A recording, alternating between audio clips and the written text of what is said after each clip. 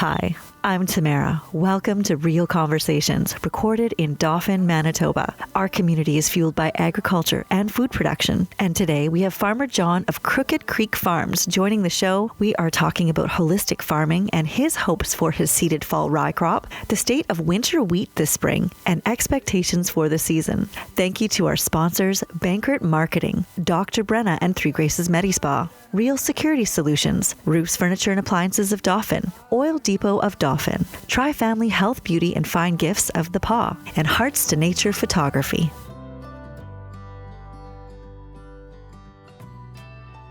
Welcome back to Real Conversations here in Dauphin, Manitoba. I'm, of course, Tamara Michelle, and I have our special guest today. I guess I'm the special guest because I'm at Farmer John's out on the farm to learn some more about kind of the old ways. You were calling it more of like a holistic type farming, and we're into springtime. So if you want to maybe kind of start off with, you were talking a little bit about your winter rye. Yeah, it's it looks like it came through the winter quite well. It's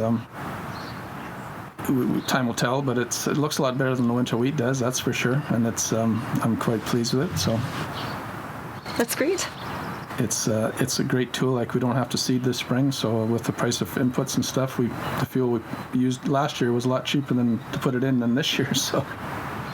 And I guess that kind of brings me to like another question, which we haven't really talked about, with the costs rising, fertilizer, seed, all the things that you need, fuel, right? All the things that you use, like you call them input. How is that looking for you? Because it's great that you got ahead on your winter rye, but of course there's going to be seed and fields that you are preparing for. And how many acres do you farm? Oh, we farm about just over 750, roughly, between 750 and 800, somewhere around there. And I've got about 140 acres of rye in, so. But I've got some fertilizer booked, but it's at a really high, about double what it paid last year. It's going to cost a lot, there's going to be some trouble getting some of the chemicals. They're already telling me that I might be hard time. Even Roundup, could be glyphosate. Some of the chemicals we use could be short, and it's going to be there's a lot of moving parts this year that are coming together with the fertilizer, with the war in Ukraine, and availability of fertilizer supplies from Russia and potash supplies, and the prices seem to just keep going up. So right. The problem's going to be if the price of fertilizer keeps going up and our seed and what we get for the grain we grow starts coming down, and we don't get a good crop, then that's where the problem is. The margin gets pretty tight. So. I was doing a little bit of reading. Don't ask me how or why. I ended up reading a little bit about the agricultural. It was in a news story, and they were actually saying that because Ukraine is not able to do a lot of the farming, and they're a big, like a worldwide contributor for export of all sorts of grains. I think it was sunflower, any sunflower products, of course, wheat.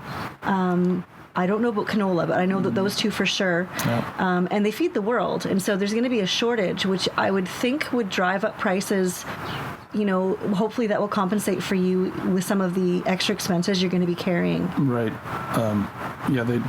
They're the leader in sunflower oil. Who knew that? I didn't know that so they grow a lot of sunflowers over there. So. And the wheat is the problem, and countries like Egypt used to get a lot of wheat from them, and they're struggling. So the ripple effect is coming all around us, and prices that we get for our grain are somewhat up, but it's a long ways to harvest. So they're trying to seed over there right now, but there's landmines, and some of the tanks have destroyed a lot of their wheat crops are winter crops. They grow like winter wheat and winter barley, and they seed it in the fall, and so there's not a lot of spring seeded other than the sunflowers and some wheat and maybe some corn. I'm not sure exactly, but yeah, it's caused a lot of problems, that's for sure. Yeah, for sure. So you were talking about the fall rye that you have here. We were talking about the land, and we were saying that you do more of a holistic farming. Can you touch on that? And when this land was actually secured by your father to farm? Yeah, well, the paperwork here, I thought it was 1932, but it was April 6th of 1933, so almost 90 years. Yeah. and he bought this where we're sitting here, and it's been in the family here ever since. And yeah, we still just farm it a little more, try to keep the birds happy, and I don't like to farm right to the edge of the fields. We leave headlands and buffer strips around all the fields, and try to grow a more diverse rotation of crops as opposed to just wheat and canola and soybeans, which is the big three around here now. So we're trying to mix things up, and it's good because then you don't use as many chemicals. By using this, it kind of messes it, especially when you put winter cereals into the mix, it messes up the nature's cycle, so the weeds are kind of thrown off guard, and they don't, the winter crops choke them out quicker, and that means you don't have to use as much chemical. I'm not organic, but I try to keep the chemical use down. By using winter cereals, you can save a lot of chemicals and not spray any in that year that you grow it, so that's helpful.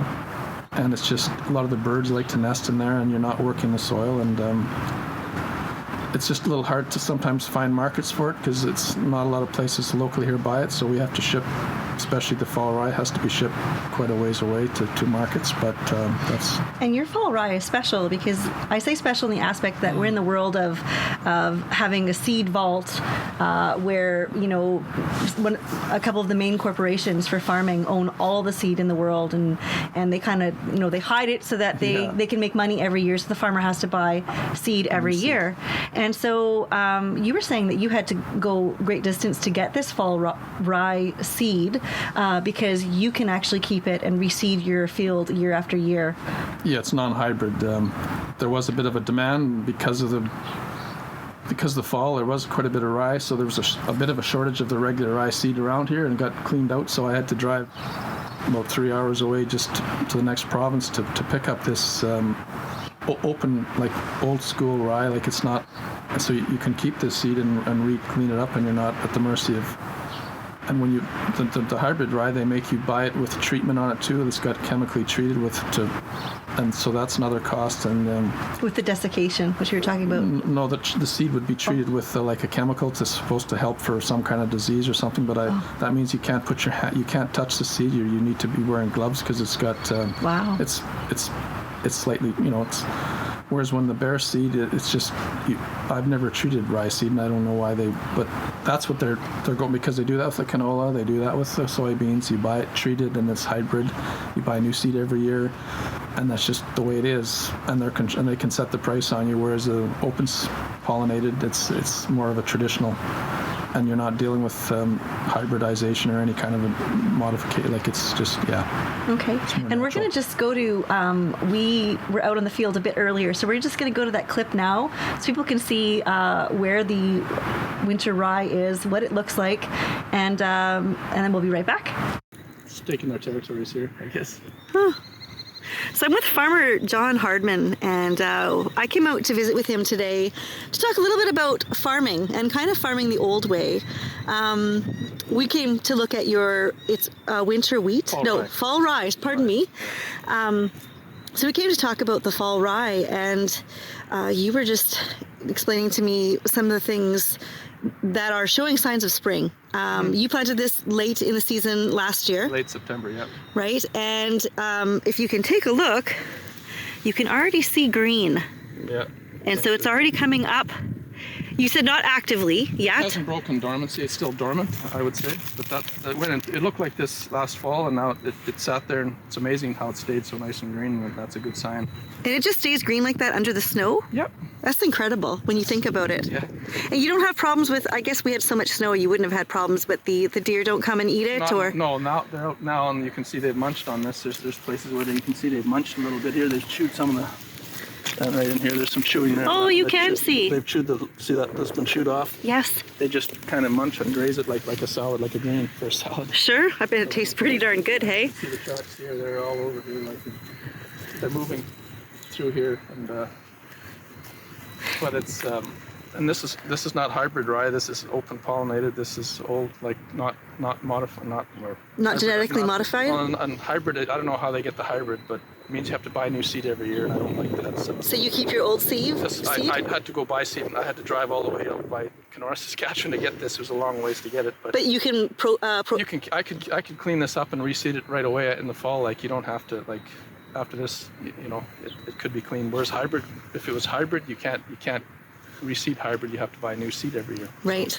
That's their way to keep their monopoly on seed, right? First to make corn, money. and then beans, and now canola. They've done all these crops. And then also with the what is that called when they desiccate the fields, right? It's all genetically modified to take to the chemical. Right. This is old school rye. This is a really old crop. It's very hardy, and it's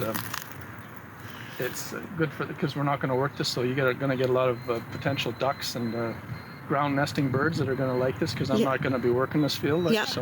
So this is basically almost a wildlife habitat then, to a degree, right? Yeah, Ducks Unlimited really promotes it a lot, because as a whole in Western Canada, because it's good for the ducks and generally other birds too. But like meadowlarks and a lot of ground nesting birds and prairie chickens and things like that. So tell me, John, where do you get your passion for wildlife? And like, is this something that was handed down generationally with your parents, or is it just? Yeah, my dad. Because I know you shared with me, like, along the riverbed, for example, you've left a lot of the greenery, a lot of the, like, you don't farm right up to the river. You always make sure to leave a space for the wildlife. And it also helps the riverbed as well. So it doesn't gully your fields. And we're seeing a lot of soil degradation this spring. A lot of farms, it's showing up with all the snow. It ran off the field, and just between here and Dauphin, you'll see. Is it sitting in the ditches? That they've cut about so deep, and there's this great big dirt because they farm right to the edge, and they don't leave like this for the ditch to filter it, to stop it from cutting. If you farmed this right there too, you might see some of this in my field. Oh, run off. Because when the water comes, but with the grasses, it slows it down. It's a filter effect. It just can't run that fast. Yes. And cut and make gullies and put all your dirt in the ditch where you can't reclaim it. So we're trying to keep the dirt in the fields and not have this problem in the spring by leaving these wide strips of grass, whatever you want to call them, headlands, whatever. Yeah. To alleviate that. So. For sure. But this is really good in this year, especially this year with the price of inputs and stuff being high. This is already seeded, so. So you're ahead of the game. So we just got to spend some money on fertilizer, and we're already doing variable rate which is what we're trying to do. Or put the fertilizer where it's needed, and there's about 4 or 5 zones in this field. So the machine can vary the fertilizer, so it can put it where it's needed, and not where it's not waste it. So we're not just going to blanket the same amount across the whole field. It's going to vary from the high spots to the low spots, which is parts of that whole. There's a whole 4R movement right now: right rate, right place, right time, and right amount. Yes. Because the government wants us to cut back on our fertilizer use. So by me doing this, what they call variable rate, I'm trying to do my part to not just put excessive amounts of fertilizer on parts of the field that have no potential to yield well. So because we soil tested, and you soil test in the same spot every time, they grid sample, they use GPS, and they're taking samples from exactly the same spot every year, and that gives them these zones in this field. And there's about 4 in this field. I think it's 4 zones,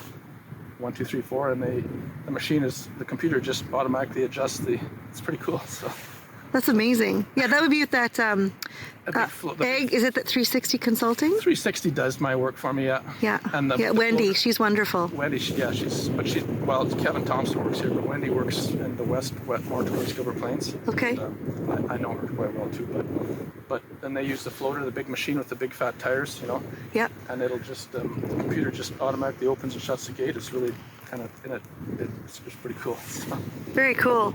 And that's what we're going to try and do here, and so we won't be working this field. It'll be take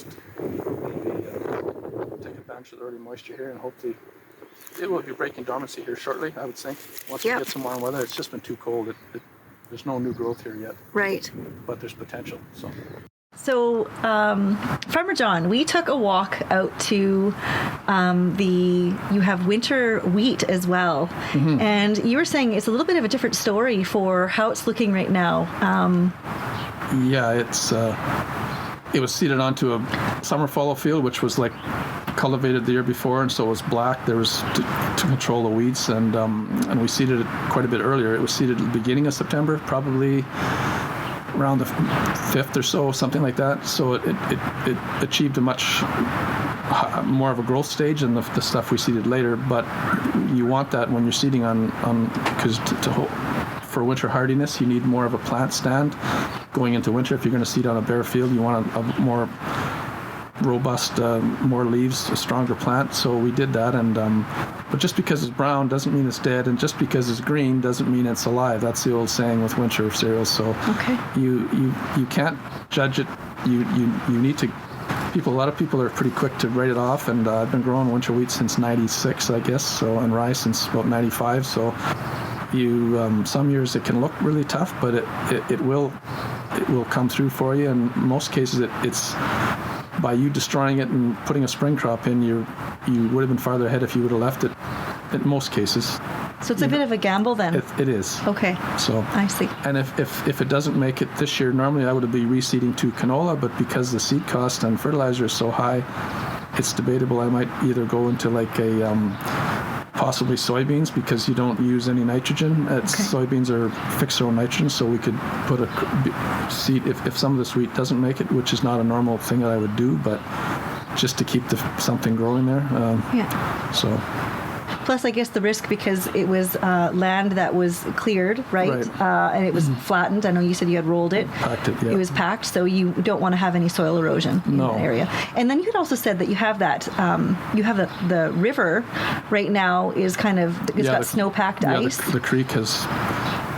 Your Crooked Creek? The Crooked Creek has found a new path of least resistance through the field. I call it the North Field there. Some of the oldest, that's one of my oldest broken fields on the quarter, I think, because and some of that soil is getting, it's getting, every time it goes through there, it keeps kind of lowering a little bit, so it's not good, but it's just, we had such a snowpack this year that it just, when it starts, it's been good, it's been slow, which is helpful, but having the creek run through your field, not ideal. It's no, and winter wheat actually seems to be able to stand wet feet a little better than fall rye, a little bit, but it can't stand in water for an extended period of time and expect to come out of it. So right. So then, with this unprecedented amount of snow this last year, speak to that a little bit as a farmer in the local area. You're hands-on in all of your fields. So how do you figure, like, it was really quite dry coming into the fall, was it not? Yeah, we picked up some rain in the fall, but this snow, a lot of it did run into the fields, and I'm noticing that the low holes, the potholes the frost doesn't seem to be, it seems to be soaking in well, and we need this for a recharge, but we're going to need some timely rains this spring right around here, because this is lighter land, and it doesn't have as much clay as some of the heavier soils up towards town here, and so we're more reliant on timely spring rains on this lighter soil, but the snowpack helps, but a lot of it's in big, you saw that big drift over by that oak tree there, and that's tremendous. We haven't had drifts like that for 10 or 15, 20 years. I don't know. It's been quite a while. So So that's going to be interesting. But you saw also, you took a picture of that to show the green underneath there where the snow disappeared. You can see that on the winter wheat, how it was held the green color underneath all that snow. So so hopefully, you have 750 more or less acres, give or take, that you're farming. Now, you're going to be doing your winter wheat, your winter rye, right? And then what other things? Or you called it fall rye? Fall rye, yeah. We call it fall. So there's fall rye, there's 2 fields of winter wheat if they make it. Yeah. We'll be seeding some spring wheat, some canola, and some flax, and possibly some oats or beans, depending on how the winter wheat, this 140-acre field, might have to be reseeded to either something else, depending on how much I can afford for fertilizer, or if I can get seed. There is some problems with seed shortages too. There's some, because of such a short crop last year, there's not a lot of seed for to grow, to purchase. So and I haven't cleaned up my own wheat, and I have in the past, but the last few years I just buy certified seed every year. So But because of the drought, there's some.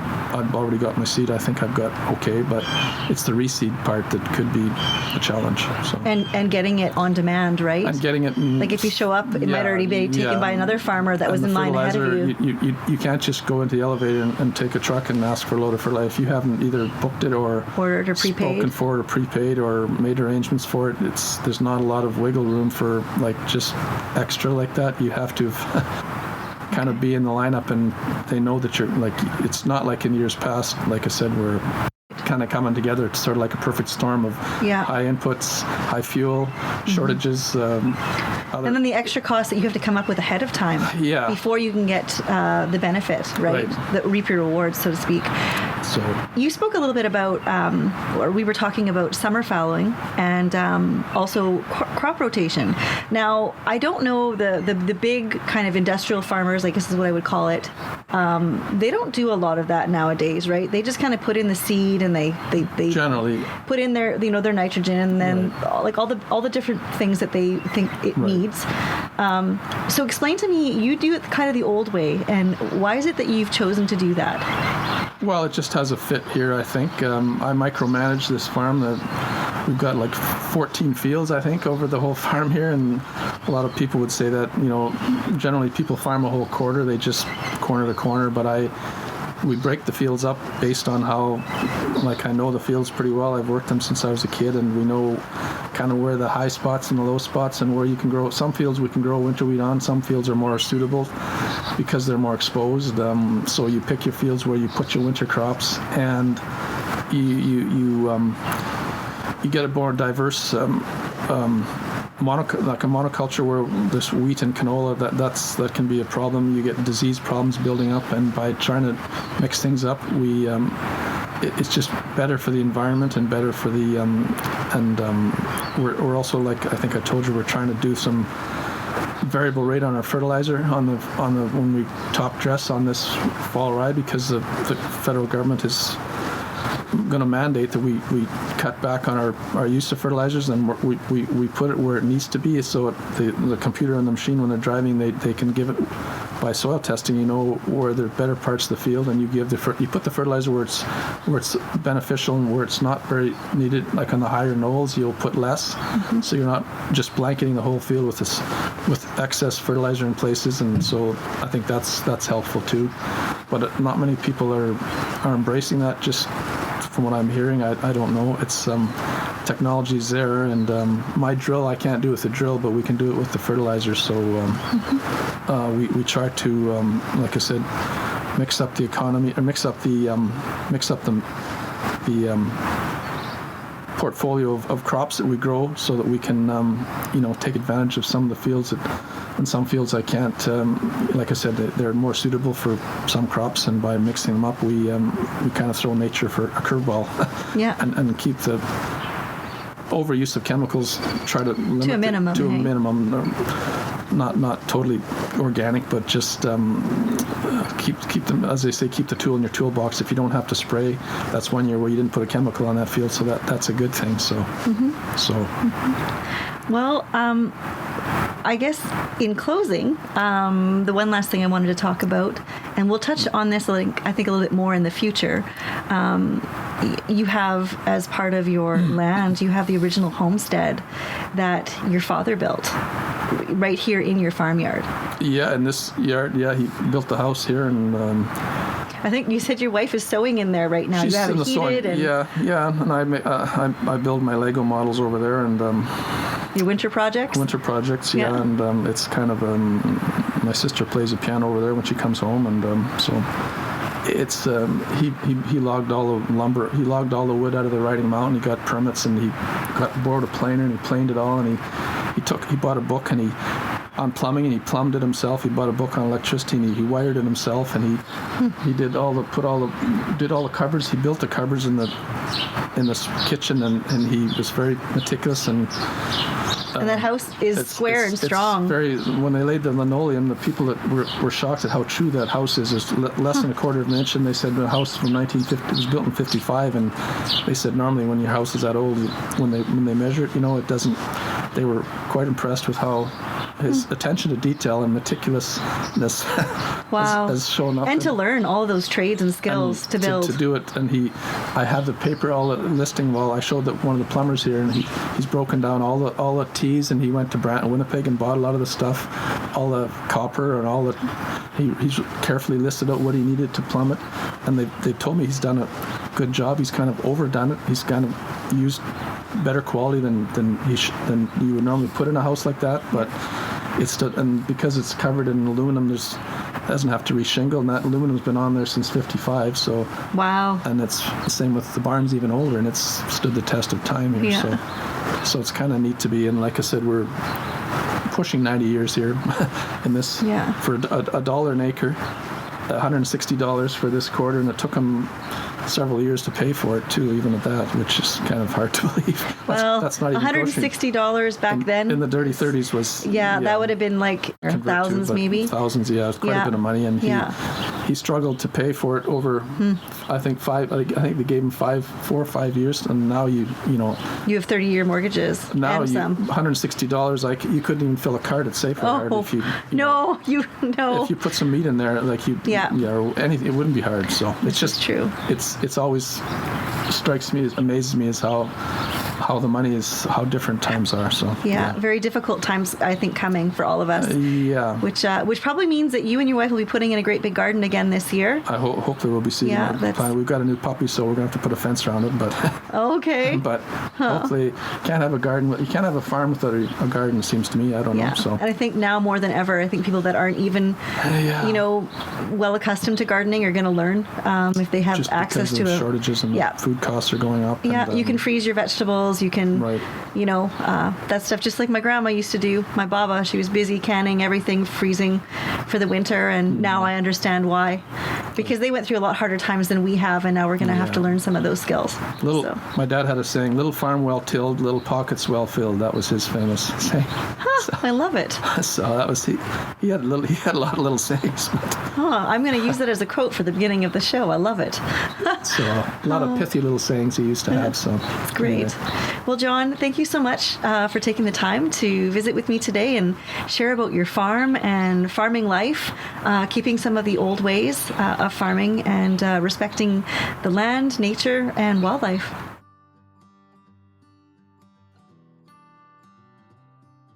Dr. Brenna and Three Graces Medispa has been inspiring love, confidence, and health and humanity since 2019. Dr. Brenna's skin therapists have the advanced knowledge required to revitalize and rejuvenate your skin. Radiofrequency, microneedles, chemical peels, and oxygen neo superfacials are just a couple of the treatments we offer. To learn more about Dr. Brenna and Three Graces Medispa, visit our website at threegraces.ca or call us at 204-572-5774 for a free consultation. A special thank you to Bankert Marketing for audio and video syncing, film editing, and web design. Thank you to our sponsors, Bankert Marketing, Riehl Security Solutions, Roofs, Furniture, and Appliances of Dauphin, Oil Depot of Dauphin, Tri-Family Health, Beauty, and Fine Gifts of the Paw, and Hearts to Nature Photography.